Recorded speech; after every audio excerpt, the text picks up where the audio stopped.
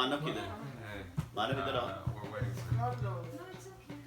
नारायणं नमस्कृत्यं नरं चैव नरोत्तमं देवीं सरस्वतीं व्यासं ततो जयमुदीरयेत्। श्री कृष्ण चैतन्य प्रभु नित्यानंद श्री अद्वैत गदाधर शिवासादि गौर भक्त वृंदा। हरे कृष्णा कृष्णा कृष्णा हरे हरे, हरे राम राम राम हरे हरे।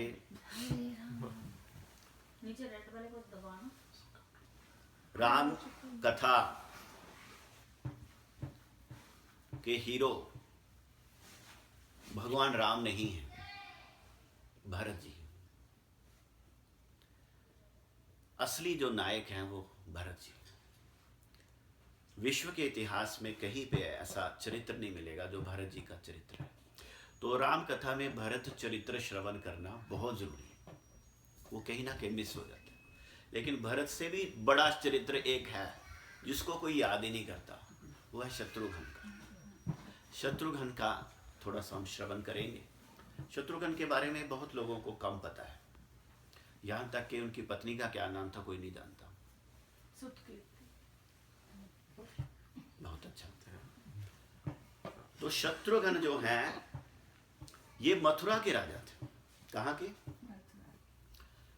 वहां पे दैत्यों का राज था और लवणासुर नामक का एक बहुत खतरनाक दैत्य था। ऋषियों ने भगवान राम से प्रार्थना की, उन्होंने शत्रुघ्न को भेजा। शत्रुघ्न ने उसका संहार कर दिया और भगवान राम ने मैसेज दिया तुम वहीं पे रहो, राजा वहां के बन रहो।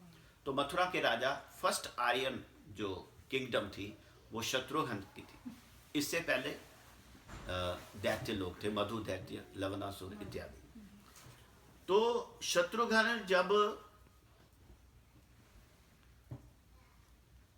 बिल्कुल थक हार के घर आते तो श्रुतकीर्ति और उनके परिवार के बाकी बैठते और शत्रुघ्न से राम कथा सुनते रोज। ये उनकी रोज की रूटीन थी। तो एक दिन क्या हुआ, सुमंत्र आ गए। सुमंत्र जो दशरथ के महामंत्री हैं। तो सुमंत्र अयोध्या से आए और जब से शत्रुघ्न मथुरा में थे कोई भी अयोध्या से नहीं आया था। तो बड़े हैरान हुए ये सुमंत्र कैसे आ गए। तो सुमंत्र आके बैठे बड़े गंभीर। तो शत्रुघ्न ने कहा क्यों, कैसे आए कोई? तो शत्रुघ्न की बात को सुन के वो बोल नहीं पा रही। तो बड़ी मुश्किल से वो कहते हैं कि भगवान राम ने कहा है कि उसको बोलो कि आ जाए। शत्रुघ्न समझ गए ये फाइनल कॉल थी। भगवान राम ने डिसाइड कर लिया था साकेत जाने के लिए। तो वो भरत, शत्रुघ्न, लक्ष्मण के बिना थोड़े जाना था। तो शत्रुघ्न को मैसेज भिजवाया सुमंत्र। तो भरत समझ गया कि, शत्रुघ्न समझ गया कि अब I have to just leave. तो he was not prepare to leave because पूरा सिस्टम चल रहा था, पूरा राजपाट सब कुछ चल रहा था। तो उसने कहा कि अब मैं इसमें से कैसे किसको डेलीगेट करूं, क्या करूं। तो उसने सिर्फ रात का टाइम था। तो शत्रुघ्न ने कहा अभी तुम थोड़ी देर बैठो और मेरी बात सुनो। तो शत्रुघ्न ने कहा तुम्हें पता है जब भगवान वनवास गए थे तो मेरा क्या हाल था? तो किसी को भी इस बात का ध्यान नहीं है। पूरी रामायण में कहीं पे ये वर्णन नहीं आता कि जब वनवास 14 साल का हुआ। सबको पता है लक्ष्मण तो भगवान राम के साथ गए और भरत कहाँ रहे? कहाँ पे? नंदीग्राम। तो शत्रुघ्न कहाँ रहे? अयोध्या में। तो शत्रुघ्न ने बतलाया कि मेरे ऊपर जिम्मेवारी क्या थी। He was acting king of Ayodhya. He was practically the acting king of Ayodhya. क्योंकि खड़ावों को थोड़े इंस्ट्रक्शन मिलती है, खड़ावों तो सिर्फ ब्लेसिंग्स मिलती हैं, तो रूटीन भी चलानी है। अब अयोध्या वासियों का हाल क्या है? जब भगवान वनवास में गए हैं तो तभी से सबने अनशन व्रत धारण किया। कि भगवान राम वापस नहीं आएंगे तो हम कुछ भी करेंगे।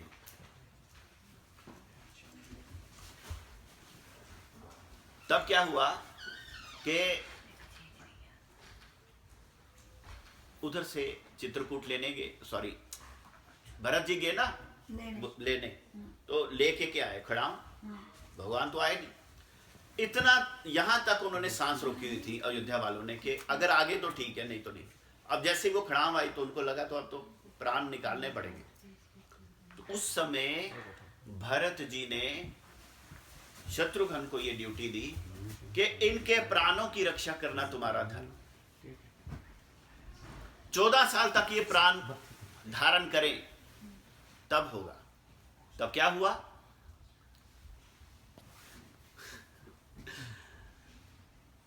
आ जाओ बैठ जाओ, मानव आप थोड़ी स्पेस दे दो, आप ऊपर आ जाओ, ये काम। तो क्या कह रहा था मैं, प्राणों की रक्षा करनी है 14 साल तक रक्षा करनी। ये सबसे कठिन कार्य शत्रुघ्न को मिला।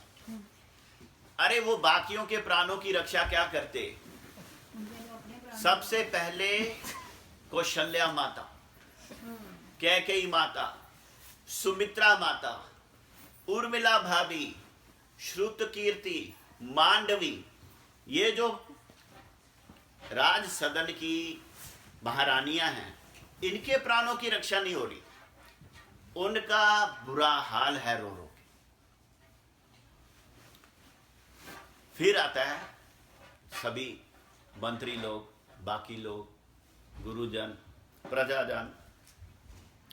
तो शत्रुघ्न कहते हैं कि इसके लिए मैंने अपने चेहरे के ऊपर एक मास्क लगाया, प्रैक्टिकली मास्क नहीं लगाया, एक एक्टिंग का मास्क लगाया, बड़ा प्रफुल्ल, वेरी हैप्पी, एकदम इफल्जेंट। क्या हुआ, कुछ दिनों की तो बात है, भगवान राम आने वाले हैं। अरे गिनो, 2 दिन कम हो गए, 3 दिन कम हो गए, 4 दिन कम हो गए, 1 महीना कम हो गया, ऐसे कर करके उस सबको रख लें। और सुबह अर्ली मॉर्निंग उठते हैं, सबसे पहले एक एक माता के कमरे में जाके उनको मतलब हिलाते हैं, इंस्पायर करते हैं कि वो अपनी दिनचर्या शुरू करें। ये कह के कि अगर आप नहीं करोगे तो बाकी प्रजा वाले आपको देख के वो भी नहीं करेंगे, तो ये सिस्टम चलेगा नहीं। तो माताएं थक हार के उठती, अल्टीमेटली वो राजपाट चलता। और रात को जब 11 बजे वो अपने शयन कक्ष में जाते तो श्रुतकीर्ति के पास जब वो बैठते, कौन, शत्रुघ्न, उस समय वो अनड्रेस होते, अपने मुकुट उतारते, अपनी सारी ड्रेस उतारते, लेकिन जब तक वो अनड्रेस हो रहे होते थे तब तक उनका जो बांध था वो टूट जाता। बस फिर शत्रुघ्न रोते रहते, दहाड़े मार मार के रोते। क्यों, कहते ये बड़ा पेनफुल है, मेरा दिल भगवान के विरह में तड़प रहा है और मैं मुखौटा उतार के इन लोगों को ऐसे दिखाने की कोशिश कर रहा हूं। इस तरह से उन्होंने एक दिन नहीं, 1 वर्ष नहीं, 14 साल गुजारे हैं शत्रुघ्न ने। आप विचार करिए कितना डिफिकल्ट है। जब आपका दिल विरह में भगवान के लिए तड़प रहा है और बाहर से आप दिखा रहे कुछ नहीं हुआ, एवरीथिंग इज फाइन, तो ये जो शत्रुघ्न का चरित्र है बड़ा महान। शत्रुघ्न से भी चरित्र महान कैकेयी माता है, जिनके बारे में हम लोग कितना अनाप शनाप बोलते रहते, किसी को गाली भी देते हो कैकेयी का नाम लेके गाली दे देते। कैकेयी का क्या चरित्र है, आप सोचिए। जब भगवान राम को सुबह राज मिलना है तो दशरथ के ऊपर ऐसी कौन सी मजबूरी आ गई थी कि एक रानी के एक वचन के लिए वो अपने सबसे प्यारे बेटे का राज हटा देते। ऐसी कौन सी मजबूरी थी, we have to understand this point. Kaikeyi कोई मामूली पर्सन नहीं था। कैकेयी का कैरेक्टर अगर हम समझे तो हमारे भारतीय नारी को इतनी शक्ति मिलेगी, जिसको कहते हैं ना वुमेन एम्पावरमेंट, वो केकेई है, उसका सिंबल है। दशरथ ने कौशल्या से विवाह किया था और कोई दूसरे विवाह की उनकी इच्छा नहीं थी, लेकिन कैके देश के राजा उनको बुला के ले गए और वहां पे जब उनकी एंट्री हुई, वो उनका यही पर्पस था कि कैकेयी को इनसे मिलाऊं, अपनी बहन को। तो वो एक सीन स्क्रिप्चर्स में दिया है, वो कोई इनैक्ट ही नहीं कर पाएगा जो वो सीन वहां पे डिस्क्राइब्ड है। क्या देखा कि महल का जो छत है ना, छत पे एक वॉरियर खड़ा है, तलवारबाजी कर रहा है, प्रैक्टिस हो रही है, 2 तलवारों से ना प्रैक्टिस हो रही है, मुकुट पहना है, सब कुछ मुंह कवर है सारा, फेंसिंग की तरह। तो वो हो रहा है, तो ये जो कैके देश के राजा कहते कैकेयी, शी इज कैकेयी, तो वो वेव करती है, तो ये साथ में दशरथ जी हैं, वो कहता है आजा, वो कहता है कमाल है, छलांग मारेगी, ऊपर से आएगी, इतना ऊंचा। You know what she did, नारियल के पेड़ थे वो उस महल के साथ साथ खिले थे। She jumped on A top of A coconut tree, टक टक टक, balancing her feet and the swords on tree, ऐसे उतरी। वो देख के ना दशरथ दंग रह गया, क्योंकि he was a big warrior. उसने ऐसा कोई देखा ही नहीं बंदा कि जो ऐसे ऐसे करके बैलेंस करके नीचे आएगा। बस दैट वाज द क्लिक। उसने कहा कि मैं मानता हूं ये मेरी पटरानी बनेगी। और दशरथ काम क्या करते थे, वो ऐसे आर्य राजा थे जो देवताओं को उनकी हेल्प की जरूरत पड़ती, रोज देवताओं को उनकी जरूरत पड़ती थी। और देवताओं की इसी लड़ाई में दशरथ जो थे वो इतने जख्मी हो गए कि बिल्कुल उस समय कैकेयी सारथी बन के उनको वहां से बचा के लाई थी, उनके प्राणों की रक्षा की। और कैकेयी उस युद्ध में जहां दशरथ हार गए, जहां दशरथ हार चुके थे, कैकेयी ने वो युद्ध जीता अकेली ने। और दशरथ कहता अब तो तू ही बन जा राजा। कहती मुझे कोई जरूरत नहीं, आप बनो, वर मांगो जितने चाहो। कहती मुझे नहीं चाहिए वर, चलो मैं वचन देता हूं कि मैं तुम्हें 2 वर दूंगा। तो दिस इज कॉल्ड रघुकुल रीत, सदा चली आए, तो वर दूंगा। सो दैट वे जब कैकेयी ने पूछा, अभी कैकेयी ने क्यों वर मांगा कि भरत को राजा बनाओ, राम को वनवास दो, इसके पीछे क्या उसकी इंटेंशन है? ये इंटेंशन है कि भरत मेरा बेटा है, राम मेरा बेटा नहीं। नो, आप पूरी रामायण में देखें, कैकेयी के पास राम सोते थे, कौशल्या के पास नहीं सोते थे रात। वो ज्यादा प्यार करते थे कैकेयी को, कैकेयी उनको ज्यादा प्यार करती थी। और हमें लगता है कि जब भी वनवास के टाइम में जब प्रयाग में मिले हैं तो कैकेयी को बड़ा भगवान राम ने प्यार किया, बड़ा प्रणाम किया। ये कुछ स्पेशल वो उनकी वो नहीं थी, कैकेयी थी ही ऐसी। कौशल्या से ज्यादा भगवान राम का उसने ध्यान रखा है। तो कौशल्या का जो कैरेक्टर है ना, उसमें वो एक्सप्रेस नहीं करती है, she is not expressive person. उनके दिल में जो है वो दिल में ही रहता है। कैकेयी इज एक्सप्रेसिव, वो बिल्कुल राम से पड़ा। तो कैकेयी ने सोचा कि ये सारी, अगर अभी विवाह हो गया तो बस वो तो काम होगा नहीं, क्योंकि भगवान का जो मेन पर्पस है मर्यादा पुरुषोत्तम, उन्होंने असुरों को भी संहार करना है और धर्म की रक्षा करनी है, वो सारे काम रह जाएंगे। तो उनके मन में आया कि शादी से पहले कुछ बन जाए तो अच्छा होता है। ये पहले तो बाल विवाह कर देते थे। भगवान राम का जो विवाह स्वयंवर में हुआ, 16 साल की उम्र थी भगवान की। तो राम कुछ बन जाए, तो राम बन जाए, तो let me send him to बन। राम बन जाए, क्यों बन जाएगा तो बन जाएगा। तो उसने सोचा भाई ये मैं अभी प्रपोजल रखूंगी तो दशरथ ही नहीं मानेगा, क्योंकि दशरथ को कर्ज था कि the moment you are away from lord Ram you will leave your body, क्योंकि श्रवण के पिता माता का श्राप था ना। तो अल्टीमेटली उसने कहा कि let me sacrifice my honour. ये कोई नहीं करता भगवान के लिए, सब कुछ आप दे सकते हो, ऑनर नहीं दे सकते। अपना यश उसने दे दिया, वो बलि का बकरा बन गई। कहां भी कोई कैकेयी बिकेम बलि का बकरा, सैक्रिफाइशियल गोट। उसने कहा मेरे को वो वर दे दो, पहले कसम फिर वर। दशरथ कुड नॉट अंडरस्टैंड कि इसकी इंटेंशन क्या है, बट ही कुड नॉट से नो, और भगवान राम गए।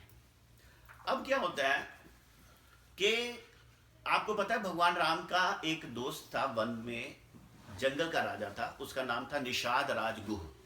निषाद के साथ मित्रता थी ना, तो निषाद की फुल जो सेना थी ना भगवान राम की सेवा में थी चारों तरफ। तो उसने अपनी सारी सेना को कम्युनिकेशन के लिए लगाया था। तो एक एक वृक्ष पे एक एक आदमी था। अभी भी आप जाए ना, हमारे जो आदिवासी ट्राइबल्स हैं ना, वो वृक्ष से आवाज दे के दूसरे को आवाज देते हैं, तो ऐसे आगे आवाज ट्रेवल करती है, तो वो मैसेजेस ऐसे कन्वे होते हैं। जंगलों में ऐसा होता है। तो भगवान राम ने 14 वर्ष वनवास में जो जो एक्शन किया ना, वो मैसेज निषाद के सैनिक करके भरत तक पहुंचाते थे नंदीग्राम में, और भरत वो सारी इंफॉर्मेशन माताओं को, कैकेयी माता सबको देता था। तो अभी सीता ने पुष्प चयन किया, and this message goes to Ayodhya. तो द मोमेंट रावण ने हरण किया, दिस मैसेज रीच्ड अयोध्या। और जब कैकेयी ने ये सुना, you know what she did, उसने उसी समय अस्त्र शस्त्र धारण कर ली। वही जो वॉरियर की ड्रेस थी ना, उसके सारा वो योद्धा जाग गया उसका, और उसने धनुष बांध लिया और रथ तैयार किया, जाने को तैयार हुई वहां रावण वाली। तो भरत पाँव में पड़े, कहते माता नहीं, आप नहीं जा सकते, ये क्रेडिट भगवान राम को मिलना चाहिए, उसके लिए तो आपने इतना कुछ किया। इफ यू गो तो उसको अपॉर्चुनिटी नहीं मिलेगी। तो अल्टीमेटली के कहते नहीं, मेरी बहू को रावण ने हरण किया, मैं इस बात को सहन नहीं कर सकती। तो कहते ठीक है, आप यहीं से तीर चला दो। तो उसने संधान किया तीर का, और कहा ये तीर रावण को मारे, और छोड़ा। उधर भगवान राम जो हैं, he got this information कि माता कैकेयी ने तीर छोड़ दिया। So he went up in the sky, stood like this, और तीर आया ना, तीर को प्रणाम किया, तीर को प्रणाम करके बोला माँ इसी तीर से मैं रावण को मारूंगा, तरकश में रख लिया। ये वही तीर था जिससे रावण को मारा गया। तो Kaikeyi is not a ordinary person, उसने अपना सर्वस्व दे के भगवान की भक्ति की है। तो इसलिए भरत जी का चरित्र भगवान राम से भी उत्तम चरित्र है। भरत जी का कितना चरित्र उतरा है, भरद्वाज के आश्रम में जब आए हैं, कहाँ, प्रयागराज में, किसको, भगवान राम की पीछे पीछे अन्वेषण करने। तो सिचुएशन क्या थी कि भरत जी रथ को छोड़ के नंगे पांव पीछे पीछे चल रहे हैं। आप मेरी बात समझ पा रहे हैं ना? भरद्वाज मुनि के आश्रम में जब पहुंचे हैं भरत जी, सभी अयोध्या के लोग रथों पे बैठे थे और भरत जी आगे नंगे पांव चल रहे थे। तो भरत जी को भरद्वाज मुनि ने रोका, प्रणाम किया, कहा अरे आप तो पांव नंगे क्यों चल रहे हो, उस पे बैठो, रथ पे बैठिए, मैं कहता हूं, मैं आज्ञा देता हूं। तो भरत जी ने कहा सिर पन चलहु उचित असमोरा, सबते सेवक धर्म कठोरा। इस पथ पे मेरे प्रभु राम के चरण लगे हैं, वो तो नंगे पांव गए थे, और मैं उस पे रथ पे चलूंगा। मुझे तो सिर के बल चलना चाहिए, मैं सिर के बल नहीं चल रहा, नंगे पांव चल रहा हूं, क्योंकि मैं सेवक हूं और सेवक का धर्म बहुत कठोर है। तो भरद्वाज जी इतने द्रवीभूत हुए, उन्होंने उनको अपने आश्रम में बुलाया, कहा एक रात के लिए मेरी सेवा ग्रहण करिए। तो भरत जी कहते नहीं, मैं वहां जाऊंगा जहां राम जी है, मैं वहां जाऊंगा, मुझे जाने दीजिए। तो भरद्वाज कहते मेरे बड़े भाग्य हैं कि आप आए हैं, मुझे सेवा का मौका दीजिए। तो भरत जी मान गए और कहते हैं उस भरद्वाज मुनि ने अष्ट सिद्धि नवदीप निधि को आवाहन किया, वो वहीं पे प्रकट हो गए और उनको बोला सबकी सेवा करो। तो जितने अयोध्या वासी थे सबके लिए इंडिपेंडेंट महलों का निर्माण हो गया, एक एक महल में एक एक कल्प वृक्ष लग गया, एक एक कामधेनु गौ आ गई, सेवक सेविकाएं आ गई, सबको एक एक महल अलॉट हो गया। सबसे बढ़िया महल भरत जी को मिला और भरत जी के सामने जो पदार्थ आए तो भरत जी के मन की स्थिति क्या थी? जैसे एक व्यक्ति को कैपिटल पनिशमेंट हो और उसको रसगुल्ला खाने को दिया जाए कि खा ले भाई, फिर तेरे को फांसी देते हैं। तो भरत जी के मन की स्थिति ऐसी थी। जो प्रभु के लिए तड़प रहे हैं ना, उनको दुनिया की किसी चीज में वो इंटरेस्ट नहीं होता, लेकिन ऋषि के कहने पे वो मान रहे हैं।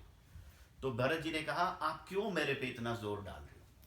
तो भरद्वाज जी ने कहा, अभी कुछ दिन पहले भगवान राम यहाँ होके गए हैं, मैंने उनके दर्शन किए। मुझे ऐसा लगता है कि उनके दर्शनों का वरदान ये है कि तुम्हारे दर्शन मिले। तो भगवान राम के दर्शनों का फल है भरत जी का दर्शन। तो हमारी राम कथा सफल तभी होती है जब भरत जी की हम थोड़ी बहुत कृपा प्रार्थना करें। इसी के साथ अब हम समाप्त कर रहे हैं। यत् पूर्वम प्रभुना कृतम सुकविना श्री शंभुनाम दुर्गम श्रीमदराम पदाब्ज भक्ति मनिशम प्राप्ते तु रामायणम मत्वा तद रघुनाथ नाम निरितम स्वांत तस्म शांतये भाषा बद्धमिदं चकार तुलसीदास तथा मानसम पुण्यम पापहरम सदा शिवकरम विज्ञान भक्तिदं प्रद माया मोह मलापहम सुविमिलम प्रेम्बा पूरम शुभम श्रीमद राम चरित्र मानसमिदं भक्त्या वगाहन्ति ये ते संसार पतंग घोर किरणैर दह्यन्ति नो मानवा। इति श्रीमद रामचरित मानसे सकल कलिकलुष विध्वंसे सप्तमा सोपाना समाप्ता। उत्तरकांड समाप्त।